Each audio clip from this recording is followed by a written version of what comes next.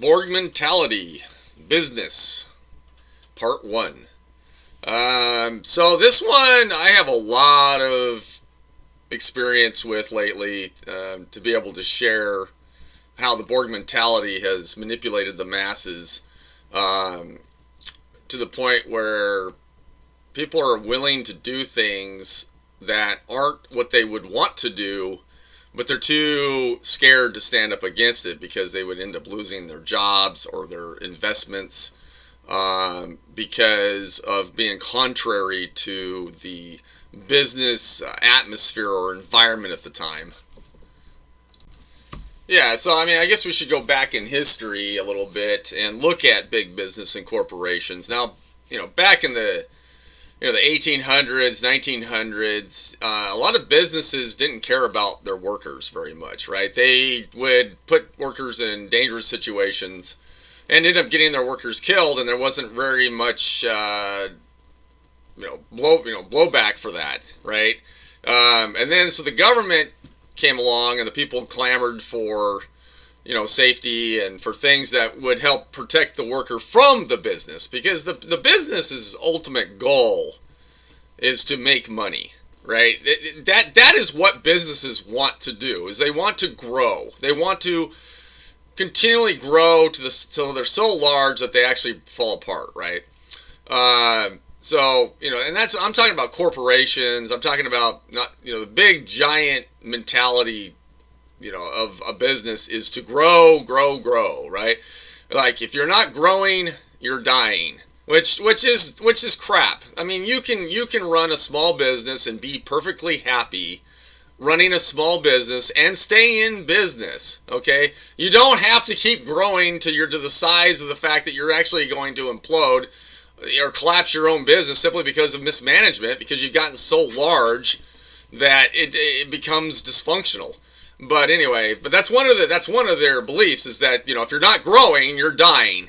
Unfortunately, that's a Borg mentality thing that businesses have picked up on, that they think that they have to do that. But anyways, so going back to the history, so government came in to help control government, or to business. So businesses wouldn't take advantage of people, because, like I said, their ultimate goal is to grow and to make more money. They don't care about your safety. So basically, with government, though, is government realized that this was also a method for them to be able to control people. And so especially back in like the 1970s, the government really started getting involved in businesses, with doing programs and doing what they would call tax shelters, like the 401k programs and things. And the government realized that these tax shelters were good for them as much as it was for the citizen, because the citizen would still have to pay the tax, but it wouldn't be until he actually withdrew the money that was saved. But in the meantime, the government can then use schemes and things that they wanted the businesses to do to put on the employees. So the businesses or the government realized they could manipulate the businesses in order to get the business to manipulate the employees. Yeah, I mean, America, started this idea of the 401k, right? And it's too bad it actually happened here in the United States, when it's supposed to be the land of liberty and freedom. Because what happens is that the employees become so vested in their companies that they're willing to do anything for that company. They're willing to even go against their own moral beliefs, because they don't want to lose the money that was vested from the company into their 401. So they're going to keep their portion, but they lose so much more money if they get fired, right?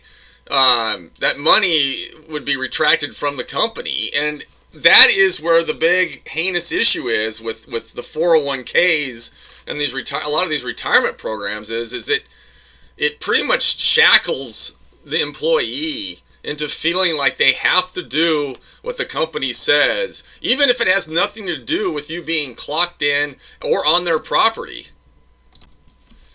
Yeah, and then a lot of times these companies will actually provide bonus incentives to the employees that are actually funded by the government. So the government will pass some new legislation that says that companies have to do X, Y, and Z for the employees, and then the employer will turn around and act like they're the ones that came up with the idea, that they're the great company that is providing this bonus incentive to the employees because they're such a great company. But in reality, it's because the government forced the business's hand and said, look, we're going to try to stimulate the economy by doing this, and you're going to go ahead and play along with it, right? So, I mean, that's the manipulation that goes on behind the scenes, and it happens a lot. Yeah, so programs like the Affirmative Action Program. So the Affirmative Action Program is basically a racist program, right? It incentivizes the employment of certain races. And if a company hires that certain race, then the company gets some kind of a tax credit or some kind of a kickback that where the company actually makes better money if they hire that employee than if you have another employee who works full time and is actually a more productive employee, but because of the amount of money that the company gets for hiring the affirmative action client, recipient, then the company goes ahead and hires that person and then makes the rest of the employees work harder and struggle harder if that particular affirmative action recipient happens to be a crappy worker. Yeah, and and I have one particular employee in mind that I had to live and work with because I spent so much time working in that location that it was almost like he became a family member. But this guy, he was so bad that I would have to basically pick up his slack every day. And it got to the point where I started having overuse issues with my body, and I was actually kind of got injured from it because my muscles would work so hard every day, and we were shorthanded, and we were running at such high rates that I always had to follow the guy. So when the guy was in position, he wouldn't be able to keep up until I took over. Well, they would end up rotating us so quickly that I would end up getting to his spot and then having to, catch us up. And this went on for months where we were shorthanded and this employee wasn't carrying his weight. This employee would even show up to work drunk. And it always amazed me that the employer never fired the guy. And in fact, this game went on for so long until basically most of the employees that were working there in that particular area were becoming injured because of overuse situations. We were basically running and working so hard all the time and dealing with heavy things and just because of the fast pace of it, because we had to make the numbers, right? We had to make the budget. And so employees started injuring themselves. And that takes us into a completely different topic, which is about businesses and the safety program. I'm going to put that in its own separate video because there's just so much to talk about with that I'm not going to include all that detail in this particular discussion. But this has to do with the affirmative action program. So this particular person, the only way I can believe that this person was staying employed was because he was a recipient of that program. So the company was getting some form of a tax break or kickback. That is why they went ahead and continued to keep that employee employed until eventually he went out based on some kind of an injury issue. But I don't know the details of it. But it's just too bad that he wasn't gone a long time before that. And so the company's left holding the dirty bag, right? Because they held on him for so long that they ended up getting bit in the end because, they didn't get rid of him when they should have. Okay, and so another example of how the government uses business to get what they want.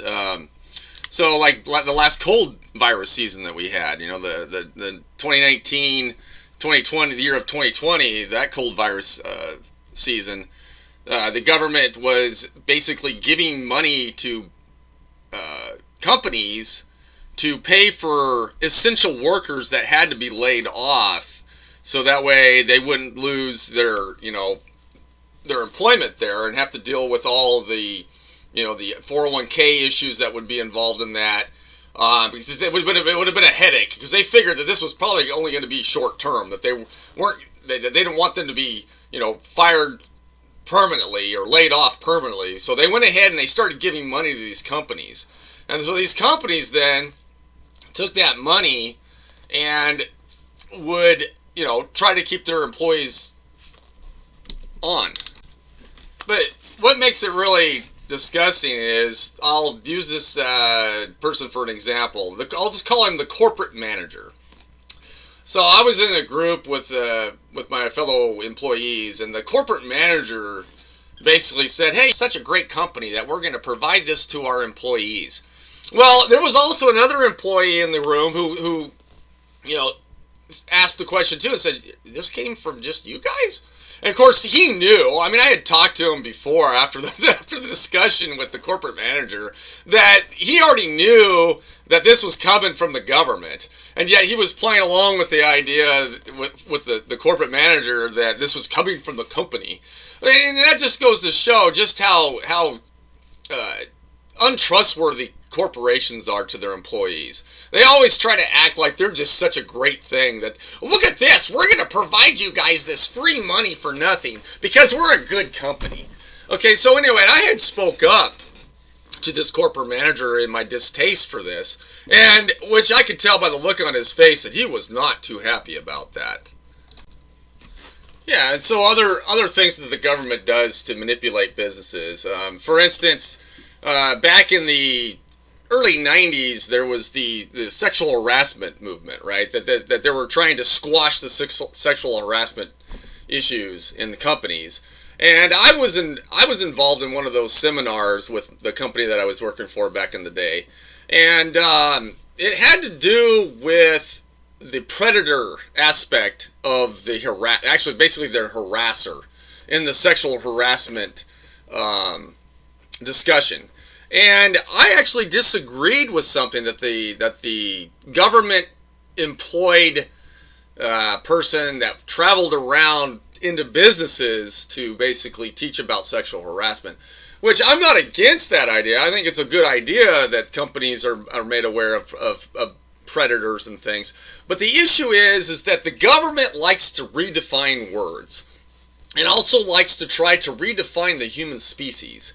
Tries to go in and say that your sexual organs aren't actually what they are if your mind does not think it is what it is. So that's the cockamamie, right? That's the ridiculousness of giant governments that think that they can change natural law, that they can actually tell you something that's not right and tell you that it's true, that kind of stuff. So basically, this guy was like going around showing this film strips to us as employees, and there was all different types of people, and there was men and women and all different races, and I was a young guy at the time, and they were trying to tell me that if a woman was to wear clothing that was provocative to the workplace, and of course that's a definition in itself. What is considered provocative, and that's been changed. Right? The Borg mentality has changed what is acceptable for something for women to wear.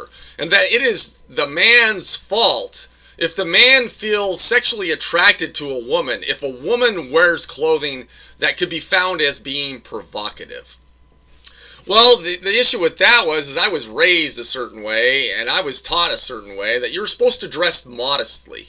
And modestly isn't wearing yoga pants, okay, that shows things like camel toes and big nipples and things like that. And, in some places of work, the managers there may not care if you wear those kinds of clothes. But these sexual harassment counselors were basically trying to say that it was my fault if I felt an attraction to them. And I was like, no, I think you guys got that backwards, okay? So natural man, we are attracted to females. Just like animals are attracted to the opposite sex and they procreate, okay? just because we are humans and we walk on 2 feet and that we, think we're so much better than animals, that natural instinct isn't real. That is because of my evil, carnal, animalistic part of being a male is evil, and now you need to be, controlled and given estrogen so you'll be less male. And which is exactly what's going on today, right? With these poor kids who are being gender bendered and being confused on what a male and a female is. But anyway, so I rose my hand in this discussion, and of course my manager was female, and she didn't want me to raise my hand. And she looked at me like, you just need to keep your hand down, because she knew me. She knew that I was vocal about things that I believed in, and I said, you know what? I said I don't agree with you with that. And there, of course, the counselors are looking at me like, well, you can't disagree with us. Because we are the government, and we are paid by your company to come here and to teach you this, and you have to agree to this. And I said, I'm sorry, but I don't agree, because that's not what I was taught. I was taught that we should dress modestly, that we aren't supposed to wear provocative clothing, because provocative clothing can lead to things that are probably not in your best interests. And they just didn't want to hear that at all. And of course my store manager's looking at me like, don't you dare say another word. Well, so anyway, I kept quiet for the rest of the discussion, and then we had a break time. And during the break time, all of these guys come walking over to me, and they say, Brent, we agree with what you said. And there was probably 8 or 9 of them, right? And I was like, why didn't you guys say anything during the discussion? Why was I the only one that was in, contrast to what they were trying to tell us? They're basically demonizing us as for being male. And that's what goes. All right, and so now it's Christmas time, right? It's the holiday season. It is the time for giving, the time for charity, the time of giving something to someone who doesn't know who you are, and they just take it and say thank you to the air, and then they eat it or they wear it and they go about their business. Okay, so let's just pretend that that's the time of year it is right now. So I was in a particular company where I learned about the new definition of charity. This company basically was getting a benefit from the government if they were to donate X amount of money to X amount of charities, okay? But they wanted to have like this, they wanted to divide this money amongst the employees, so the employees could actually take this money and apply it towards a charity of their choice. Now, the problem with this is this money is actually never given to the employee for the employee to actually use their own will, their own desire to apply the money to the charity. So it was like being mom and dad and having a child, and you're going to go to the grocery store, or not the grocery store, but a retail store, and you guys are going to pick out a gift for Bobby. And so Bobby can say, yeah, I'm going to pick this gift out for my niece or whatever, or my cousin. And so the parents go ahead and buy it, right? So Bobby can give the present to his cousin. Well, I mean, that's fine. You're a child, you're playing around, but here, you're trying to raise your child to think that, this is a Christmas time and that you want your kid to be in the spirit of giving. But in reality, though, when you go to the adult level and you're going to your place of business, and for me, when I'm going to work, I'm going there to make money, okay? I'm not there to learn about things like charity and, things that have nothing to do with other than making money, okay? I'm there to do my job.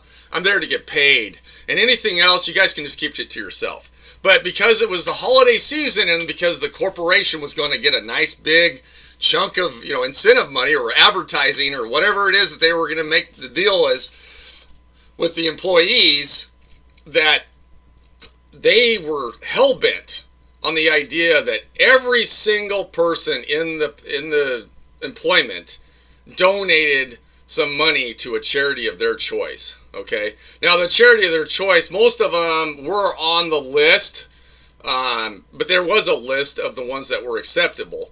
But the issue with it is that you had to do it.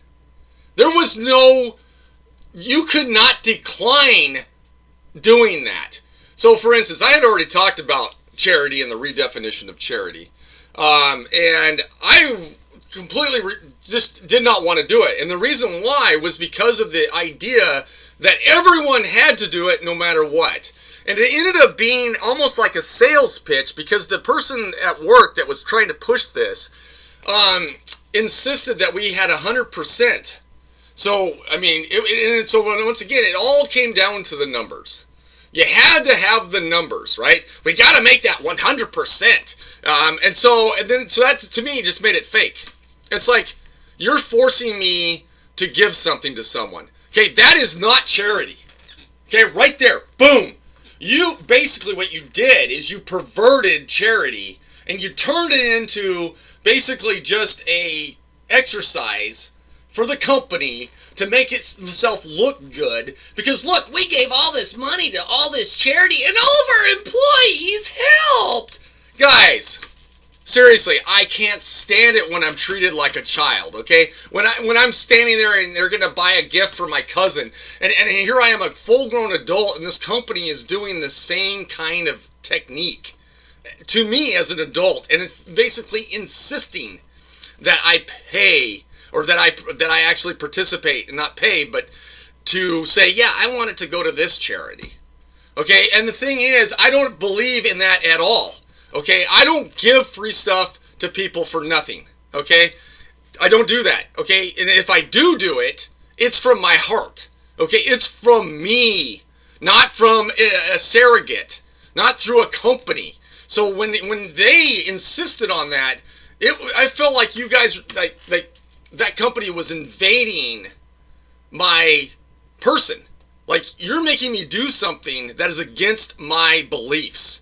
You are making me go against my own religion to do this, which I think is too far. I think when companies do that, they're overstepping what their purpose is. Their purpose is to provide me a job, and I provide them a service and get paid for it. That's it. As soon as these companies start going into the other aspects of life and try to control you when you're not even at work or where you park your car. Okay, so for instance, we had this brand new parking lot put in place, and the company spent a lot of money on this parking place. And so they were trying to get people to not park on the road, but with the county road, and actually park in the brand new parking lot. Well, a lot of people didn't park in the parking lot right away, because some people maybe had something in their car that they didn't want to be on the property of the business, so they didn't want to park there, or maybe because their particular car leaked a lot of oil, and so they didn't want to be in the new parking lot leaking oil. Or how about this? It's none of their business where you park. Okay? So these companies get it in their heads, they think they can control everything. And so this group of people started walking around in this business asking us where we parked, because they wanted everyone to park in the brand new parking lot. And so I was irritated to hell with this, because I was like, you know what? It doesn't matter, right? I'm here, I'm clocked in, I'm working. That's all you need to worry about. But these businesses, they're so prideful and so proud of themselves when they do things. And I was like, so they came up to me and asked me, so where'd you park? Well, I already parked in the parking lot. I was fine with parking in the parking lot. It didn't bother me at all to park there. But it bothered me that they were going around and basically strong-arming everybody to park in the freaking parking lot. Okay? And it's like, look, if they're not getting tickets where they're parking, then you shouldn't worry about it. But because they were so involved in everything that we do, like charity, with Christmas incentive money, that I was getting to the point where I was getting sick and tired of the place, because it was like everything that they shouldn't be involved in, they're trying to get involved in. And so I basically told him, no, I parked over at Elmo's. Okay, so which is basically a sex shop. Okay, so like you can go there and get like movies and toys and shit. And that's what I told him. I said, no, I parked over at Elmo's and I walked to work from over there. And they just got all quiet. They just like walked away. Like they didn't know what to say. But I don't know, I was parking in the parking lot because I didn't have a reason not to. But what if someone did have a reason not to parking on the property of their place of employment, okay? And that's what I'm saying. That's the invasion of liberty that companies seem to think that they can start doing because the stuff the government makes the companies do for them, the companies also realize that, hey, we can also manipulate the employees for our benefit.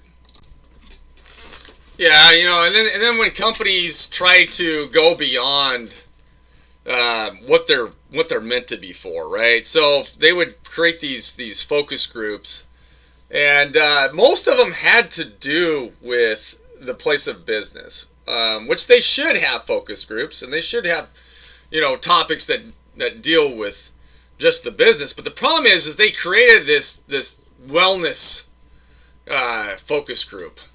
Which goes into the realm outside of the reason why I'm there. Because when you're dealing with wellness, dealing with spirituality and with your mental state and with your body, that's going too far. Once again, the business is trying to do things that other parts of life should be doing for you. So in instance, your families, your religions, those places should be dealing with stuff like wellness in your body. It's not your place of business is, it's not none of their business to be involved in that business. Okay, so they actually voluntold me that I was going to be part of this wellness committee, and I had to go in and say, look, I don't want anything to do with it. I said, I don't feel comfortable with it. I said, I don't want to be involved in telling people what they should and shouldn't do based on spiritual and bodyal and, mental things. I said, that I'm here to do my job and to be the best at my job. But I'm not here to be a counselor for somebody else. And so, luckily, they let me bow out. They allowed me to go ahead and exit that focus group that they voluntold me to join. And because it went too far. It was asking me to do something that was beyond what I was getting paid to do. Because they were basically a company that produced junk food. We're talking food that is not good for you. There's very little benefit to it.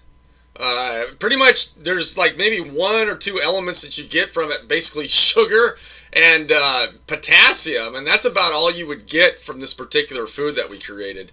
And otherwise it was sugar and salt and things that actually kills people. So I thought it was ironic that they wanted me to be part of a wellness committee when we actually produced food that was actually a big problem for America. It'd be like a tobacco company asking you to be part of a wellness committee. It's just completely hypocritical. Yeah, so I mean, these companies, they basically become like the government. They get this idea in their heads that they can control every aspect of your life. And I remember it was probably about 4 or 5 years ago, I watched a documentary on China and about the way they would have companies and the people that lived near the companies. And basically what it was like a giant commune where these people lived for the company. And they basically were so thankful for the company because the company would provide them food and the company would provide them shelter and the company would actually basically provide everything for them. And then when the time came for marriages, for people to get married who lived in that particular commune, they would all get married together. They would marry, multiple pairs of people, at the same time. So they'd have this giant marriage celebration and they would have 4 or 5, 6, 8 or 9, 10 couples getting married, and then the documentary would interview these people, and they would just be like, oh, well, we're so happy to be with this company. Oh, we're so happy that they do everything, and they help me, and they give me a job so I can work for them. And this is in China, okay? This is where you're getting your stuff so cheaply made. These people have given up their liberty and their life for them to be able to praise these giant companies that work for the government in China, that these companies here in America just salivate for. I mean, these companies in America just, they just sit there and they just, I wish we could be like that too. We have so much control over our employees because we can get them to do anything we want and when we want it because we give them so much. I mean, do not doubt me if these giant American companies do not want the same thing. Okay? They do. They want total control over your life just as much as the government does. Okay, and that's the part of this reason why this entire discussion, why I put this entire channel up, was because of the realization of where I was working and the mental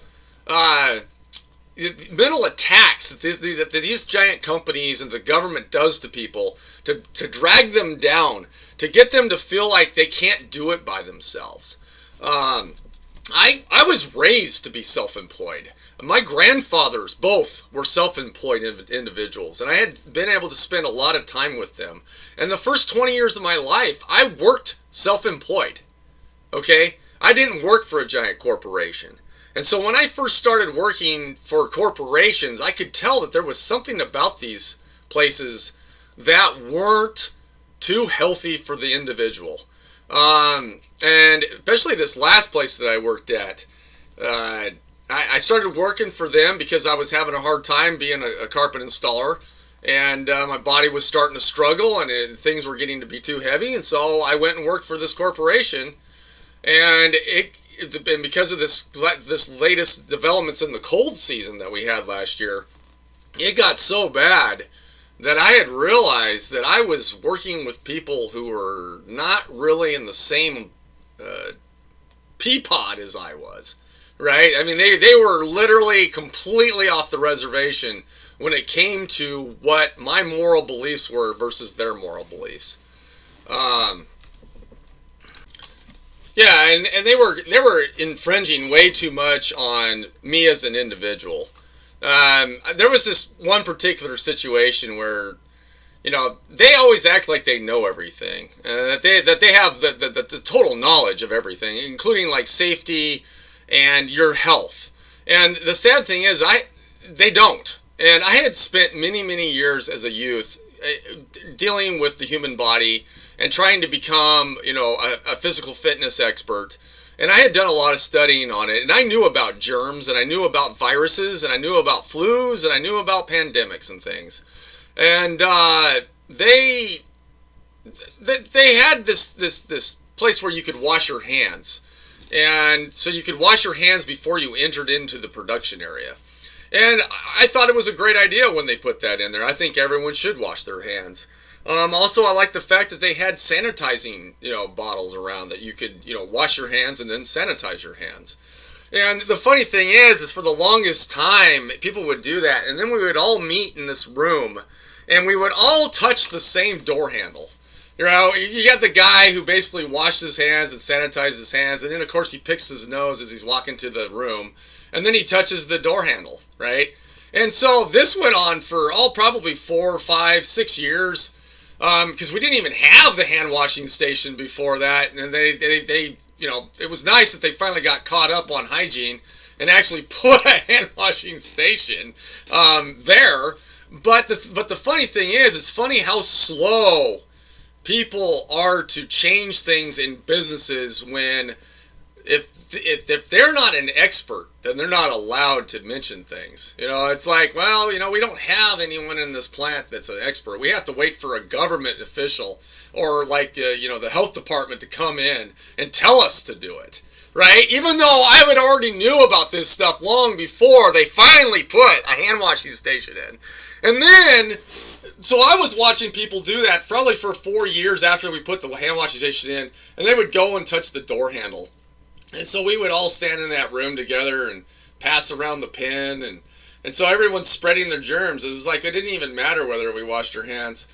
And so then people would go out of that room, and we would do a little exercise because we had to stretch, because stretching was important for your safety and for you not to get injured, even though the stretching that we were doing was doing absolutely nothing. In fact, was actually making it worse. There's this one particular employee who was not stretching properly. He was touching his toes, and he would swing down really fast to touch his toes. Well, what happens is it causes the soft spots between your spine to fill up with liquid, okay, if you do it too quickly and don't go slowly. And so it makes it become more volatile to actually being injured. Well, after we did that, he went off and he started working, and guess what happened? Yeah, he hurt his back. Okay, he hurt his back almost immediately after doing the stretching because he wasn't stretching properly, but because the safety expert knew everything about stretching and knew everything about safety, that individual then ended up disappearing. I don't know what happened to him, whether he quit or what, but that was it. And I remember watching him stretch, and he would put his hands flat out on the floor, and he was like really good at it, right? He was like Mr. Flex. But the problem is he really wasn't in very good shape. Okay, he had a lot of extra pounds on him, and he did it because he could. Well, I remember watching him thinking to myself, man, he's going to end up hurting himself. Well, he did. He hurt himself. Okay? The companies think that they know everything. Okay? So when these people exited this room after everyone washed their hands and then touched the same door handle and then touched the pencil that went around the room, and then we all went out into the area to stretch. Well, guess what everyone had to do? They had to put their earplugs in their ears. So everyone touched everyone's fingers and touched the door handle and picked their nose and scratched their masks or whatever they had on their face.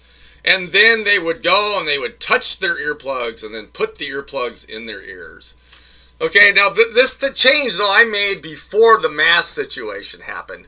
I actually asked I'm going to have to be careful who I say. I'm just going to say one of the salaried managers. I said, can we move the sanitizer over here just on the other side of the door so when we exit the door, that I don't have to walk clear across the area to go to the sanitized bottle to sanitize my fingers before I touch my earplugs, because I didn't like the idea of everyone's germs on my fingers and putting those earplugs in my ears.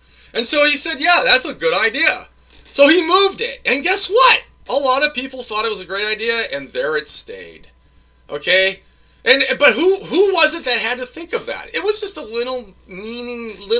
little small employee that came up with that idea. Okay? It was me. Okay, and so this thing with this idea that the companies know everything and that they're so smart and that you have to follow every rule to the T no matter what. I remember when I was washing my hands to get ready to go into the production area, and a manager was there washing their hands with me, and I hadn't put my earplugs in yet. And this person insisted that I put my earplugs in and then wash my hands. And I already had my hands under the water, and I was washing them like I always do. And this person started getting angry. But you need to put your earplugs in first. And I was like, basically I knew where this was heading. And I was like, I was going to play around with it for a while, because it's like, look, this person's acting like a complete, buffoon. Because they're trying to tell me how to take care of myself. Because the rule says you cannot put your earplugs in, or you cannot wash your hands after you put your earplugs in. Okay? Or you have to wash your hands after you put your earplugs in. But guess what I do? I wash my hands before and after. So when I'm up front and I'm walking back and I'm going somewhere and I'm touching my locker, I know that there's germs on the locker, and I don't want to touch my earplugs, because what a way to introduce viruses and illness to your body is by putting them through your ears, right? So I wash my hands, put the earplugs in, and then wash them again. And when that salaried manager realized that, Talk about the look on that person's face, right? I mean, and that's the thing, is these people think they know everything, and that if you don't follow this rule because they know everything, it's ridiculous. So this concludes the first part of the Borg mentality and business.